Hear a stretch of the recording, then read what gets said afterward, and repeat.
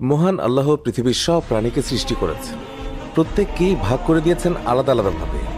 ইবনে আব্বাস রাদিয়াল্লাহু তাআলা থেকে বর্ণিত, মহানবী সাল্লাল্লাহু আলাইহি ওয়াসাল্লাম বলেছেন, 4টি প্রাণী হত্যা করা ইসলামে নিষিদ্ধ। 4টি প্রাণীকে তোমরা কখনোই হত্যা করো না। আপনি যদি এই প্রাণীগুলোর সম্বন্ধে না জেনে এগুলোকে হত্যা করেন, তাহলে আপনাকে পরকালে অনেক শাস্তির সম্মুখীন হতে হবে। এই 4টি প্রাণী হত্যা করা ইসলামে নিষিদ্ধ এবং আপনাকে জাহান্নামেও দিতে পারে আল্লাহ তাআলা।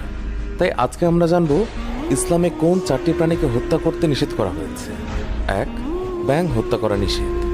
ব্যাঙ হত্যা করার ব্যাপারে ইসলামে নিষেধাজ্ঞা রয়েছে। ব্যাঙ প্রকৃতির জন্য এমন একটি প্রাণী যা বর্তমান জ্ঞান বিজ্ঞান উন্নত হওয়ার পরে আমরা দিন দিন এর শুধু উপকারিতাই খুঁজে পাচ্ছি। ব্যাঙ প্রকৃতির ভারসাম্য রক্ষার পাশাপাশি জমির উর্বরতা বাড়ায়। ব্যাঙ ফসলের পোকামাকড় খেয়ে ফসল সুরক্ষা করে। ব্যাঙের কল্যাণে জমিতে অতিরিক্ত কীটনাশক দিতে হয়।